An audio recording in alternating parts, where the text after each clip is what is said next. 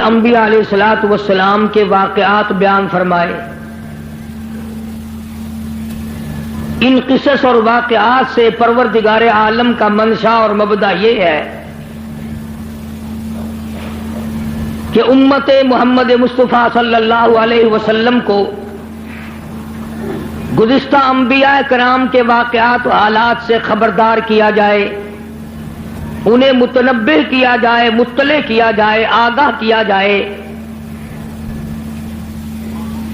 اور ان کو یہ بتایا جائے کہ اے محمد صلی اللہ علیہ وسلم کے امتیوں، حضرات انبیاء علیہ الصلوۃ والسلام نے کیا کیا دکھ اٹھائے، کن پریشانیوں سے دوچار ہوئے، خدا کی آزمائش ان پہ کس کس طرح آئی اور وہ کتنے ثابت قدم رہے.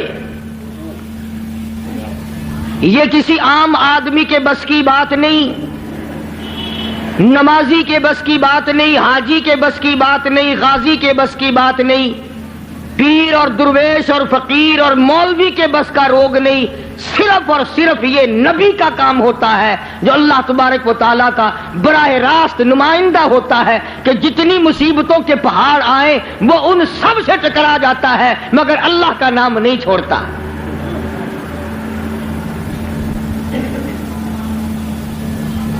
اللہ پاک جل شانہ کا کچھ طریقہ کار ایسا ہی ہے، جتنا حضرات انبیاء علیہ السلام کو اللہ کی راہ میں ستایا گیا اتنا کبھی اور کسی کو نہیں ستایا گیا.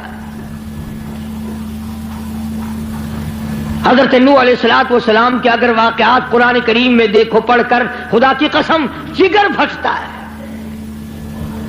اور عقل انسانی ہے دنگ رہ جاتی ہے کہ انسان ہو کر اتنا بڑا ضبط، اتنا بڑا صبر. نہ آپ سوچیں ہے یہ کسی کے بس کی بات کہ ساری برادری، ساری قوم، سارا خاندان، ملک اور شہر غیروں کا ہو اور ایک اللہ کا نبی میدان میں کھڑا ہو کر ایک دو دن نہیں 50 کم 1000 سال مار کھائے، بلا ناغہ روز مار کھاتا ہے اور سارا دن مار کھانے کے بعد شام کو اللہ کی ذات پر فخر نہیں کرتا. یہ بھی ایک نبی کی نشانی ہوتی ہے. شام کو یہ نہیں کہتا یا اللہ دیکھ میں نے تیری وجہ سے کتنی مار کھائی، بلکہ ایک علامت یہ ہے نبی کی، سارا دن پتھر کھاتا ہے اور رات کو سر سجدے میں رکھ کے رو کے کہتا الہی تیرے نام کا حق ادا نہ ہو سکا مجھے معاف کر دے.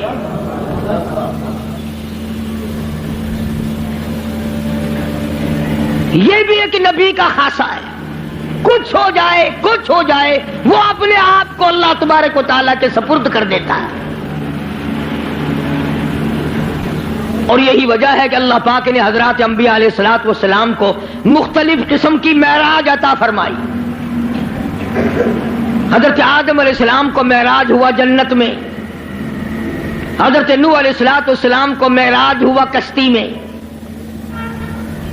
حضرت ابراہیم علیہ السلام کو معراج ہوا آگ میں، اسماعیل علیہ السلام کو معراج ہوا چھری کے نیچے، یوسف علیہ السلام کو معراج ہوا کھو کے اندر، ایوب علیہ السلام کو معراج ہوا بیماری کے اندر. اپنے زمانے کے بادشاہ ہیں حضرت ایوب علیہ السلام، امیر کبیر آدمی ہے اور اللہ کے پاک پیغمبر ہے.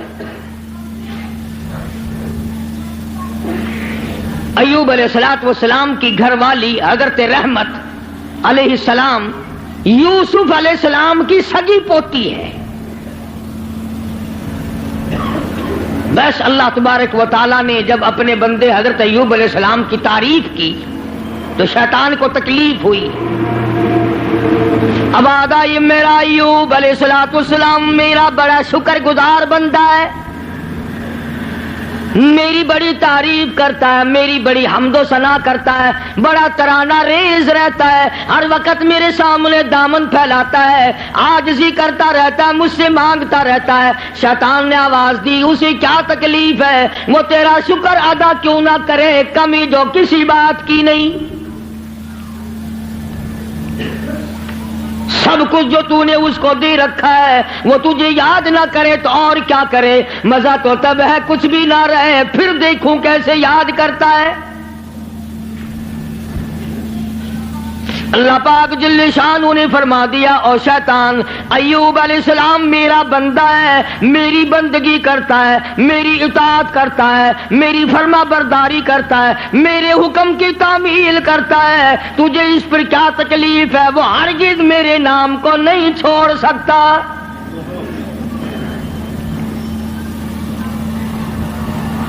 شیطان کہنے لگا اتنی اولاد ہے، اتنی خوبصورت بیوی ہے، خود بڑا حسین ہے، مالدار ہے، اسے کمی کیا ہے؟ تو یوں لکھا علماء کرام نے کہ حضرت ایوب علیہ السلام کے بارے میں اجازت مانگی، اے اللہ مجھے اجازت دے دے میں اپنی کچھ کارروائی کروں، پھر دیکھوں ایوب علیہ السلام تجھے کیسے یاد کرتا ہے۔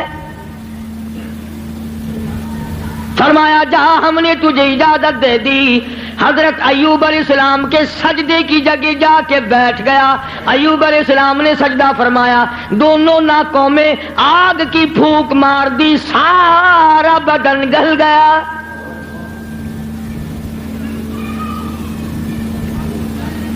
پہلے خود زبردست تکلیف میں مبتلا ہو گئے، پھر حضرت ایوب علیہ السلام کے مکان کی چھت گرا دی گئی، جتنے بھی بچے تھے، جتنی بھی بچیاں تھی، تمام کے دماغ ناک کے بل بہ کر نکل گئے، سارے کچلے گئے۔ سب کا امتحان ہو رہا ہے، اپنے اوپر جھیلنا بڑا آسان ہے، بچوں کو تکلیف میں دیکھنا بڑا مشکل بات ہے۔ اپنی آل کو، اپنی اولاد، اپنا لخت جگر، اپنا نور نظر کون دیکھ سکتا ہے؟ کتنا ہی بڑا گناہگار ہو ماں باپ پھر بھی تکلیف میں نہیں دیکھ سکتے۔ حضرت ایوب علیہ السلام کو نہایت تکلیف ہوئی، سارا خاندان ختم ہو گیا، ایک بیوی بچی، ایک بیماری طویل ہوتی چلی گئی، پریشانی کے دن بڑھتے چلے گئے، سارا بدن گل گیا۔ ایوب علیہ السلام کی گھر والی مزدوری کرنے جاتی ہے، لوگوں کے آٹے چکی چلا چلا کے پیستی ہے، گھڑے اٹھا کر 10 میل سے پانی لا کے دیتی ہے، سوکھے ٹک کر خود بھی کھاتی ہے، پانی میں بھگو کر اپنے شوہر حضرت ایوب علیہ السلام کے منہ میں ڈالتی ہے۔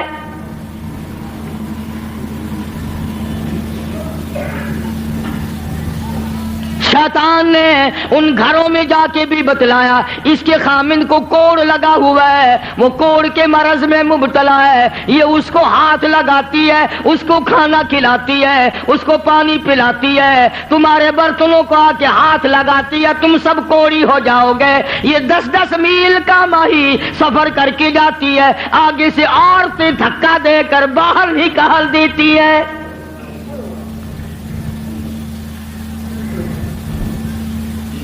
مفسرین نے لکھا ہے کہ حضرت ایوب علیہ السلام کی گھر والی کے ہاتھوں میں چھالے پڑ گئے،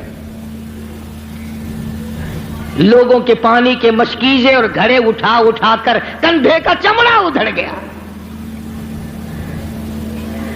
اس پریشانی کے عالم میں آتی ہے، جاتی ہے، گزارا کرتی ہے۔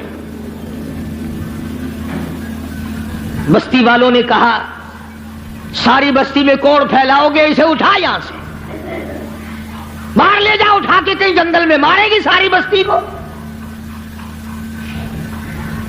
پتا چلا کہ یہ جو لوگوں میں ایک بات پھیلی ہوئی ہے کہ مرض دوسرے کو لگ جاتا ہے، یہ نئی بات نہیں، یہ پرانی ہے۔ تیرا مرض مجھے لگ جائے گا، میرا مرض تجھے لگ جائے گا۔ اچھا بیماری ایک دوسرے کو لگ جاتی ہے، کہتے ہیں بیماری میں جراثیم ہوتے ہیں، میں کہتا ہوں کہ زنا کے جراثیم نہیں لگتے، بدماشی میں کوئی جراثیم نہیں، ظلم میں کوئی جراثیم نہیں، اٹھایا جس کو چاہا قتل کر دیا، قتل کرنے میں کوئی جراثیم نہیں، رشوت بٹورنے میں کوئی جراثیم نہیں۔ یہ جو لوگ حرام کھاتے ہیں، شراب پیتے ہیں، اس میں کوئی جراثیم نہیں،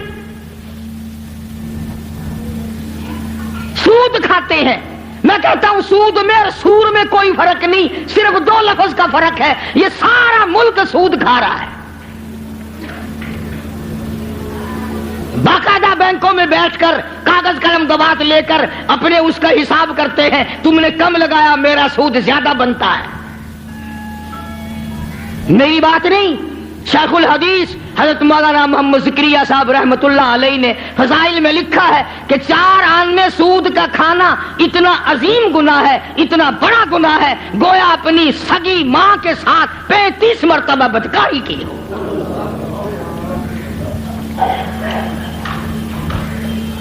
کبھی تم نے غور نہیں کیا کہ یہ آخر اس قدر بدامنی کیوں ہے, بے برکتی کیوں ہے, رحمت نہیں, سکون نہیں, تمام چیزیں ختم ہوگی کیوں ہے؟ اور جب ہماری خوراک سور ہو گئی, سود ہو گئی, حرام ہو گیا, بیوی بچوں کو ہم حرام کھلاتے ہیں, پھر سکون کہاں سے آیا؟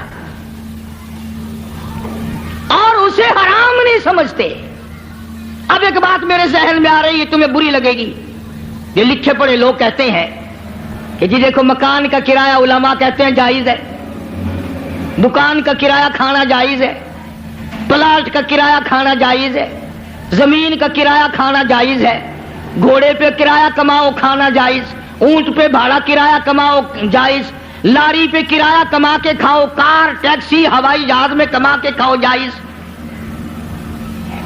اتنی بات کر کے پھر منہ بناتے ہیں, کہتے ہیں دیکھو نا جی, جب ہر چیز کا کرایہ کھانا جائز ہے تو پیسوں کا کرایہ کھانا گناہ کیوں ہے؟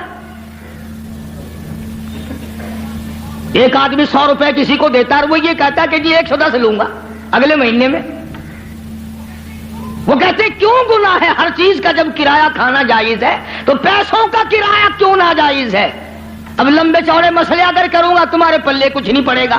اب میں ایک بات کہتا ہوں تمہارے ذہن میں فوراً آ جائے گی انشاءاللہ.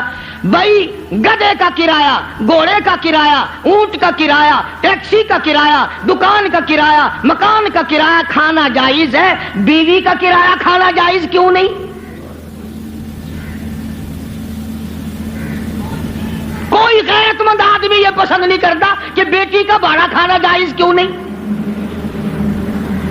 اگر تیری یہ غیرت گوارا نہیں کرتی کہ تیری بیوی کا کرایہ دے کر اس کے ساتھ کوئی بدکاری کرے, تو خدا کی یہ غیرت گوارا نہیں کرتی کہ مال میں نے دیا اور پھر تو پیسے کا مال کو مال بالمال کو کیوں کماتا ہے؟ تو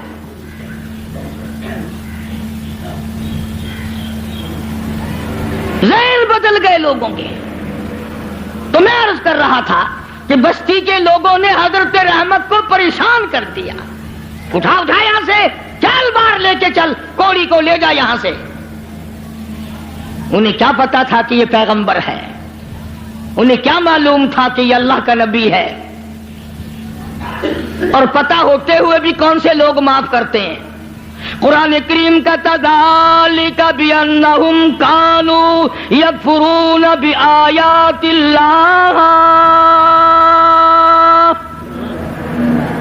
وَيَقْتُلُونَ النَّبِيِّينَ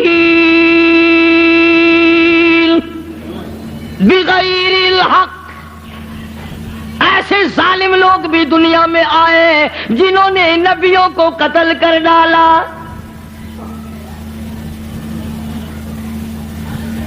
حضرت رحمت کو مجبور کر دیا ایوب علیہ السلام کی گھر والی کو, چل چل اٹھا, کوڑی کو اٹھا کے لے جا, ساری بستی کا بیڑا غرق نہ کر لے جا.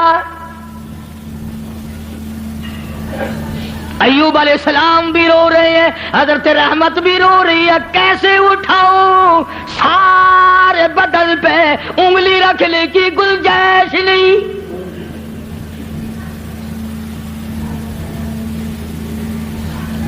سر سے لے کر پیروں تک تمام بدن گلا ہوا ہے, اور پھر بھی زخمی زبان ہر وقت اللہ کو یاد کرتی ہے. علماء کرام نے لکھا ہے کہ حضرت رحمت رو رہی تھی تو اللہ کے فرشتوں نے آ کر کے کہا کیوں رو رہی, کیا بات ہے؟ کہ یہ لوگ تنگ کر رہے ہیں, اٹھا کے لے جا. میں کیسے اٹھاؤں, میرے سے اٹھایا نہیں جاتا. فرمایا آج تم بھی یہ لکھ یاد کر کے لے جاؤ, پیروں کے وظیفوں پہ تمہارا یقین ہے, قاری حنیف کے وظیفے پہ تھوڑا ہی یقین آئے گا. فرشتوں نے بتایا کہ لا حول ولا قوت الا باللہ العلی العظیم پڑھ کے اٹھا سکے گی. حضرت رحمت کے دل میں تھوڑا سا یقین آیا، پھر ذرا ڈھیلی تھی. وہ فرشتے کہنے لگے اللہ کا عرش عظیم، اللہ کا عرش عظیم. فرشتے اٹھانے لگے تو نہیں اٹھا سکتے تھے. آواز آئی ولا حول ولا قوت الا باللہ پڑھو. جب انہوں نے یہ پڑھا تو عرش عظیم اٹھا لیا. تو حضرت رحمت نے لا حول ولا قوت الا باللہ العلی العظیم پڑھا تو اٹھا لیا. کیونکہ عوام میں یہ لا حول ولا قوت جب پڑھا جاتا ہے جب کوئی بری گل ہو، وہ یار رہن دے ولا حول ولا قوت الا باللہ العلی العظیم، وہ کہتے ہیں یہ کوئی تسبیح ہو رہی ہے. حالانکہ یہ عرش عظیم اٹھا کر جو کندھوں پہ فرشتے کھڑے ہوئے ہیں یہ ان کی تسبیح ہے. تو حضرت رحمت نے اٹھا لیا اور باہر جنگل میں لا کے رکھ لیا. کاننے لائی کہیں سے ڈھونڈ کر جھونپڑا سا بنایا، اور جھونپڑا سا بنا کر پھر ایک ٹٹی سی بنا کر دروازے میں لگاتی تھی. پھر مزدوری پہ نکل جایا کرتی تھی. دور و نزدیک سارا دن دھکے کھا کھا کے آتی ہے. ادھر شیطان مردود حضرت رحمت کے ساتھ ساتھ پھرتا ہے، جدھر جاتی ہے وہیں سے دھکے دلوا دیتا ہے.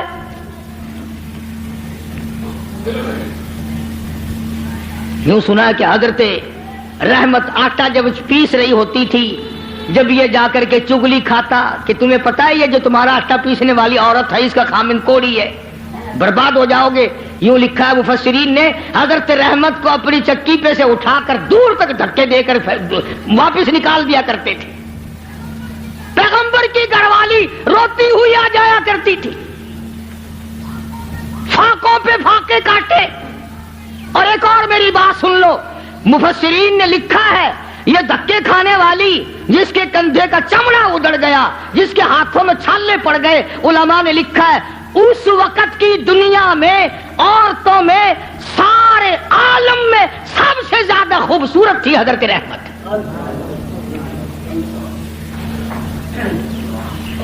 آخر یوسف علیہ السلام کا جو حسن تھا جس کو دیکھ کر مصر کی عورتیں بے ہوش ہو جایا کرتی تھی، پوتی پہ بھی کچھ اثر تو ہوگا نا.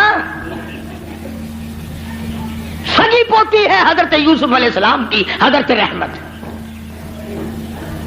پیغمبر کی گھر والی ہو کر اتنی تکلیف. یا آج کل کی گھر والیوں کو بھی دیکھ لو، رہیں گی کھاویں گی سارا دن بکری کی طرح منہ چلائیں گی، سوٹ پہ سوٹ پہنیں گی، تھوڑی سی بات ہو جاؤ منٹوں میں چھوڑ کے ایک طرف ہو جائیں گی. کہاں ہے وہ بات؟ حضرت ایوب علیہ السلام نے ایک دن فرمایا، حضرت رحمت کی حالت دیکھ کر ترس آیا ایوب علیہ السلام کو. تو یوں فرمایا اے رحمت ایک بات سن، میری بیماری لمبی ہو گئی، یہ آزمائش ہے اللہ کی، نہ جانے کتنی مدت ابھی اور مجھے اس میں رہنا ہے. تو عورت ذات ہو کر اتنی حسین و جمیل ہو کر دھکے کھا کھا کے مر گئی، میں تیری حالت کو نہیں دیکھ سکتا.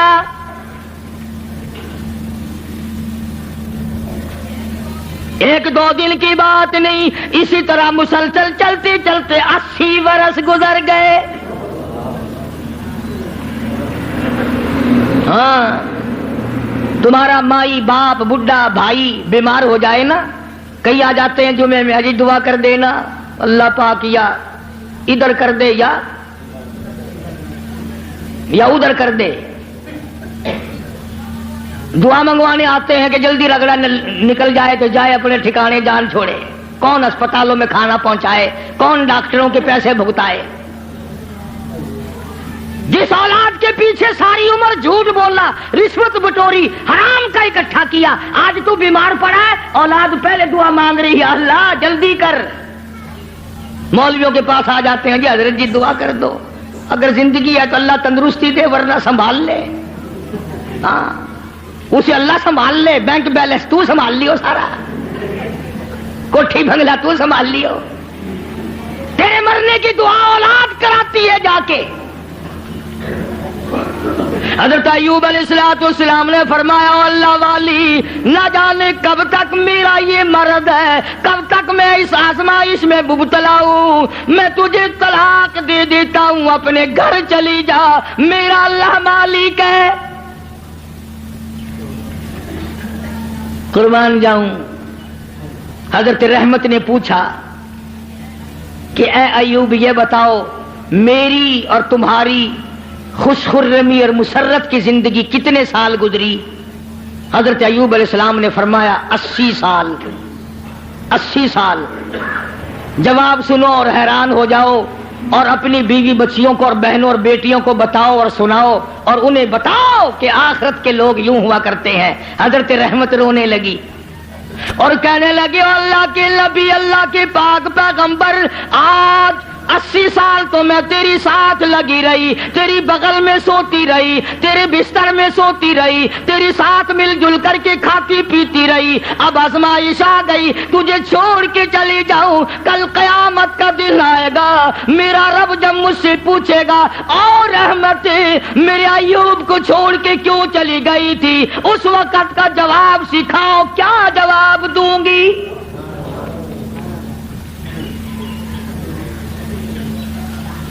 اللہ کی عدالت میں کیا جواب دے سکوں گی؟ میں ہرگز ایسا نہیں کروں گی، مر جاؤں میری جان چلی جائے پرواہ نہیں، اللہ کے نبی تجھے چھوڑ کر میں نہیں جا سکتی۔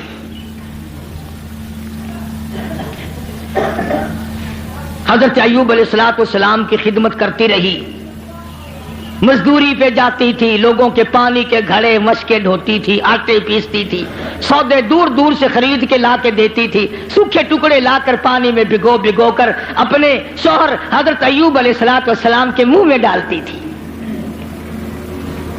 اتنی پریشان حال عورت اور اتنی مدت کی خدمت گزار جو ایسے دنوں میں بھی الگ نہیں ہوئی، ایسے دنوں میں بھی چھوڑ کے نہ گئی، اجازت ملنے پہ بھی نہ گئی۔ یہ جو شیطان مردود ہے یہ پریشان حال کو جلدی پھنساتا ہے۔ کسی کا بچہ بیمار ہو،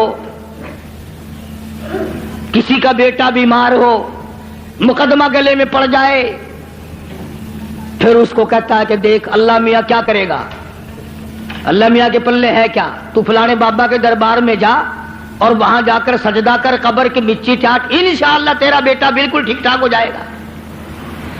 آخر یہ بھی تو اللہ کے بنائے ہوئے بابے بھی، یعنی خدا سے ہٹا کر شیطان پھر بابے پہ لاتا ہے،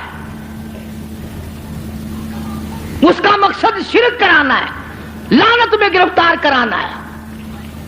تو ایوب علیہ السلام کی گھر والی پریشان تو تھی، ایک دن رستے میں بڑا بزرگ بن کر آیا، ہائے یہ جو شیطان ہے نا بے ایمان، اس کو بھی کیسا پتا ہے کہ لوگ لمبے کرتے سے دھوکہ کھائیں گے، لمبے کرتے سے دھوکہ کھائیں گے۔ او ہاتھ میں بڑا سوٹا، اتنا بڑا تسبہ، تسبیح نہیں تسبہ، اتنا بڑا تسبہ اور سوٹا اور پگڑا اور پیروں لگ کا کرتا، اور حضرت رحمت کے پاس جنگل کی طرف سے جیسے اللہ اللہ نہیں کرتے یوں کرتا ہوا آیا۔ دیکھا ہوگا نا یہ کئی مکار، جب تمہارے قریب سے کوئی مکار گزرے گا نا پیروں کی صورت روپ بنا کر یوں ہی کرے گا، گرن گرن گرن گرن۔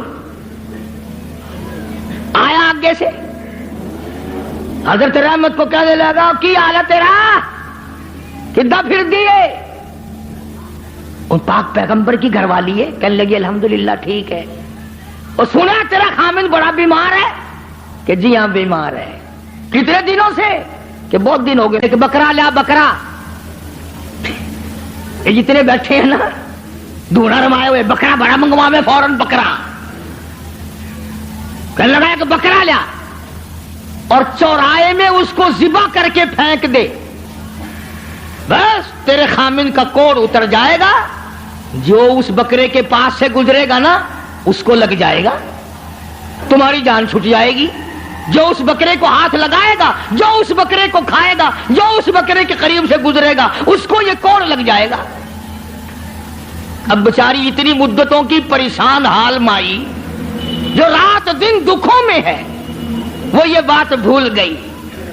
اور مصیبت کی ماری ہوئی، تکلیف کی ماری ہوئی، پریشانی کے عالم میں حضرت ایوب علیہ السلام سے جا کے ذکر کر دیا، آج ایک بابا جی ملا تھا۔ اللہ کے نبی تو نرالے ہوتے ہیں، ایوب علیہ السلام فوراً سمجھ گئے کہ آ گیا خبیث، بابا بن کے وہی آیا ہوگا کہ جتنے بھی دنیا میں عورتوں کی آبرو لوٹنے والے، جیبوں پہ ڈاکہ مارنے والے، بابے ہی بن کے آویں گے۔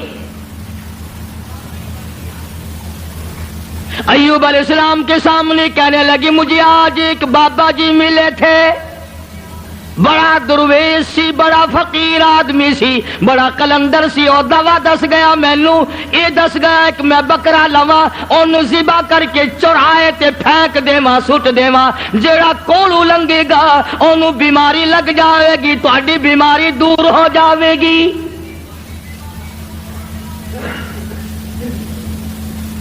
اللہ کے پاک پیغمبر کو غصہ آیا۔ اندازہ لا ایوب علیہ السلام کے دماغ میں یہ بات نہ آئی کہ یہ وہ مائی ہے جس کو 80 برس ہو گئے میری خدمت کرتے، چمڑا ادھڑ گیا، بھوکی کڑیاں خشک ہو گئی، ہاتھوں پہ چھالنے پڑ گئے، پر مجھے چھوڑ کے نہ گئی۔ اگر اس نے کوئی ناجائز بات کر ہی دی تو منع کر دوں کہ دیکھ آئندہ یہ بات نہ کرنا۔ نبی شرک سے بڑا بیزار ہوتا ہے، نبی کو سارے گناہوں سے زیادہ شرک سے بڑی نفرت ہوتی ہے۔ فوراً جلال میں آ گئے اور فرمانے لگے، اگر میں تندرست ہو گیا، رب کائنات کی قسم ہے تجھے 100 لاٹھیاں ماروں گا۔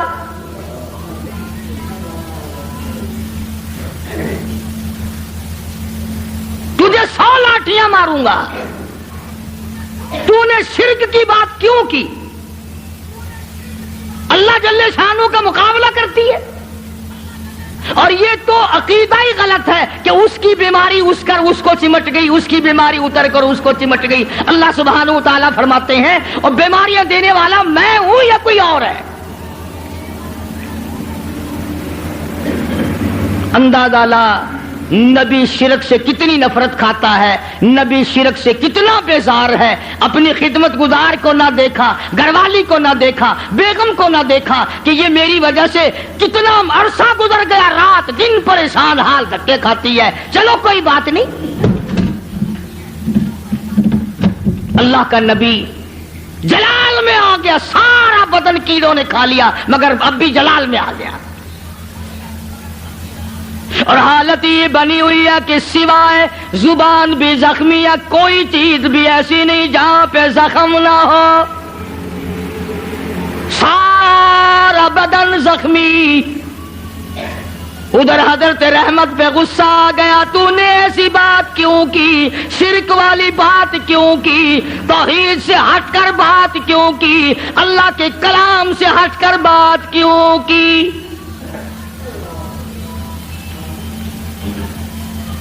بس حضرت رحمت جو تھی ان پر تو غصہ آ گیا ایوب علیہ السلام کو، اور پھر حضرت ایوب علیہ السلام نے مالک کائنات کے سامنے اس بے نیاز کے دروازے پہ، اس خالق و مالک کے دروازے پہ جھولی پھیلا دی، دامن پھیلا دیا، اور جو دعا مانگی اس کو قرآن کریم میں نقل کرا دیا۔ اے میرے محبوب حضرت محمد مصطفیٰ صلی اللہ تعالی علیہ وسلم، اپنی کتاب مقدس میں ذکر کرو میرے بندے ایوب علیہ السلام کا۔ فرمایا وذکر ذکر کل کالی کملی والے عبدنا ایوب،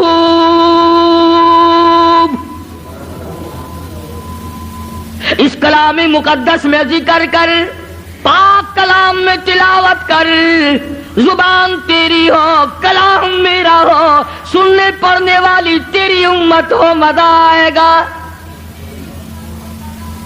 فرمایا وذکر ذکر کر عبدنا ایوب،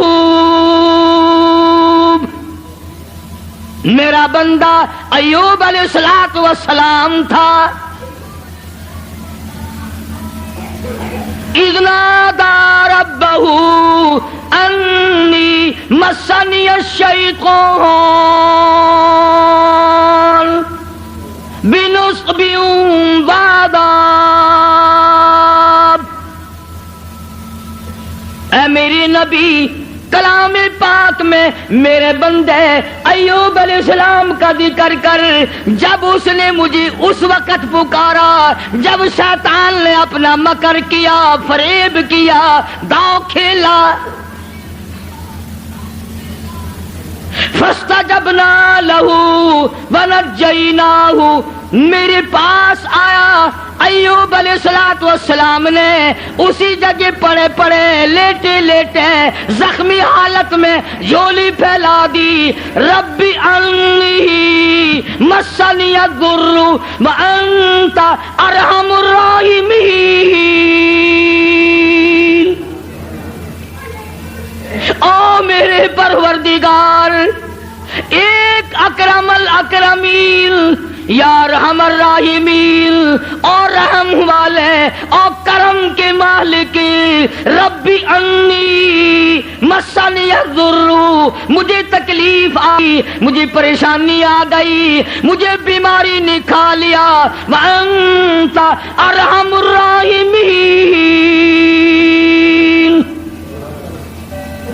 تو بڑا رحیم ہے، بڑا کریم ہے، تیری بندہ نوازی کا کیا کہنا، تو بڑا مہربان ہے۔ اور اب ایک سوال پیدا ہوتا ہے کہ ایوب علیہ السلام نے 80 برس تک دعا کیوں نہیں مانگی، آج کیوں مانگ لی؟ ارے دعا آج یوں مانگی، یا اللہ یہ میری اتنی بڑی خدمت گزار اب کرم کر دے، شیطان نے دو چلانا شروع کر دیا، یہ ایسا نہ ہو کہ مجھے بھی نہ بتائے، شرک کی لعنت میں گرفتار ہو کر میری بیوی ہو کر جہنم میں نہ چلی جائے۔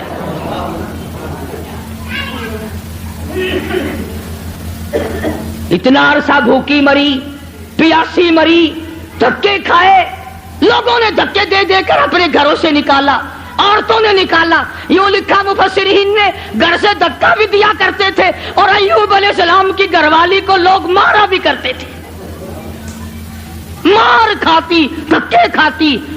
نبی کی گھر والی، نبی کی خدمت گزار اگر شرک کی کوئی بات کر دے تو نبی برداشت نہیں کرتا، وہ یہ نہیں کہتا چلو کوئی بات نہیں، عمل تو نہیں کیا۔ ایوب علیہ السلام نے یہی تو کہا نا، ٹھیک ہے تو نے عمل تو نہیں کیا، لیکن پیغمبر کی بیوی ہو کر شرک والی بات زبان پہ کیوں لائی؟ کیوں تیری زبان پہ یہ بات آئی؟ جب نبی نے جھولی پھیلا دی، دامن پھیلا دیا اس مالک کے کائنات کے سامنے، رویا ہے ایوب علیہ السلام، اور رو رو کے دعا مانگی، عرض کیا ربی انی مسنی الضر، یا اللہ دکھوں نے مجھے کھا لیا، اور صبر اتنا کیا، کیڑے بدن سے اتر کر جب زمین پہ چلتے تھے تو یوں لکھا پکڑ کر رکھ لیتے تھے، چلے کہاں ہو، تمہاری خوراک تو اللہ نے میرا بدن بنایا۔ اور زخمی زبان سے بھی ہر وقت سبحان اللہ سبحان اللہ سبحان اللہ کے الفاظ جاری رہا کرتے تھے۔ تو جھولی پھیلا دی، ربی انی مسنی الضر وانت ارحم الراحمین۔ اے بندہ نواز، او مالک کائنات، اب تو کرم کر دے، میرے گھر میں شیطان ہاتھ مارنے لگا۔ آواز آئی، میرے ایوب جب تم نے مجھے یوں رو کے پکارا، پکار ہی لیا، لو میں آ گیا ہوں، مانگو کیا مانگتے ہو؟ یا اللہ صحت و تندرستی مانگتا ہوں۔ فرمایا جب میرا دروازہ کھٹکھٹا لیا، اب ڈاکٹروں کی کوئی ضرورت نہیں، طبیبوں کی حاجت نہیں، حکیموں کی لوڑ کوئی نہیں، یہی لیٹے لیٹے یہ زخمی پیر کی ایڑی، زخمی کھری زمین پہ مارو، ارقو برجلک، ارقو برجلک اپنا پیر زمین پہ مارا، ادھر نبی نے زخمی پیر زمین پہ مارا، پانی کا چشمہ ابل پڑا، آواز آئی ہاذا مغتسل بارد و شراب،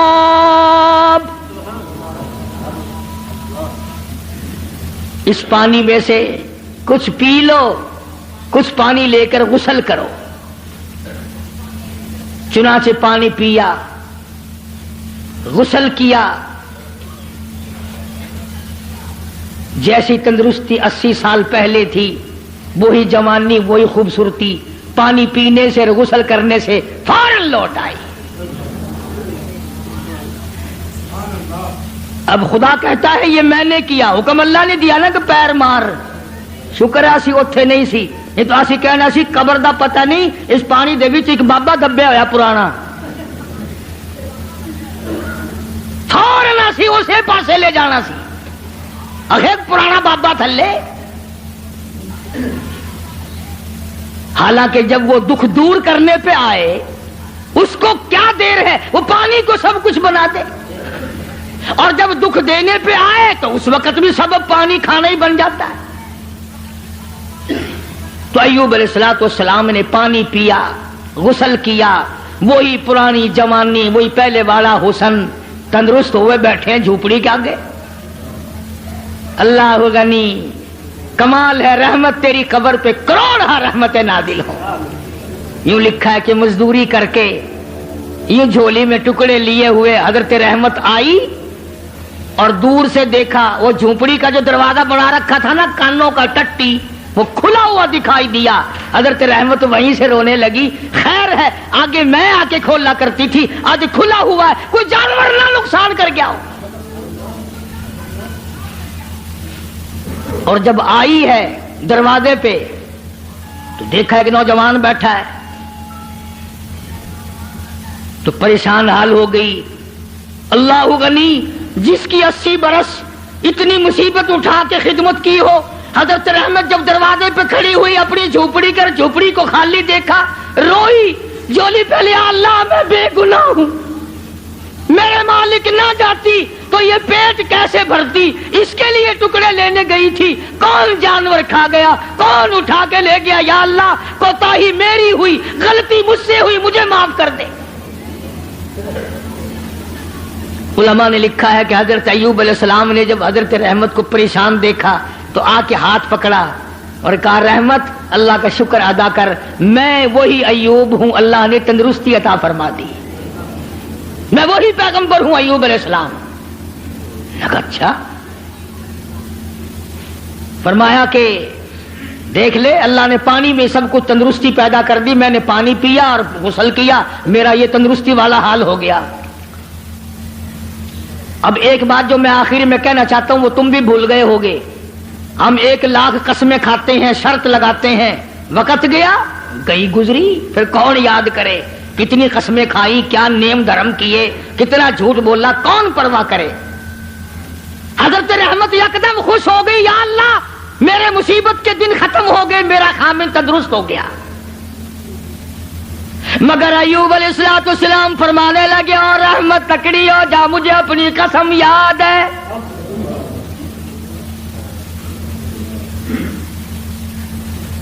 تکڑی ہو جا، مجھے اپنی قسم یاد ہے، پوری کروں گا، میں تندرست ہو گیا ہوں، 100 لاٹھیاں تجھے کھانی پڑیں گی۔ آخر پیغمبر ہے نا، جو قسم کھائی تھی وہ یاد ہے، ہم اب قسم کھائیں گے یہاں سے نکل تو انشاءاللہ فوراً بھول جائیں گے، اور ایسی قسم گھر والی کو مارنے والی تو ویسے ہی بڑا مشکل ہوتا ہے پوری کرنی، کون مارے بھائی، ڈنڈے مارے گا تو اگلے دن تندور پہ بیٹھا رہے گا، پھر جائے گا کہاں۔ کمال ہے حضرت رحمت کا، یوں لکھا مفسرین نے، کہنے لگی اے اللہ کے نبی میری جان کی خیر ہے، تیری قسم پوری ہو، میں حاضر ہوں۔ اللہ اکبر، اللہ اکبر، فرمایا میں حاضر ہوں، آپ اپنی قسم پوری کریں، میں حاضر ہوں، مر جاؤں گی کوئی پرواہ نہیں، نبی کی قسم غلط نہ ہو جائے۔ یہ نہیں کہا کہ ایوب آج تندرست ہو گیا تو لاٹھیاں یاد آ گئی، یاد ہے میں نے کتنے دن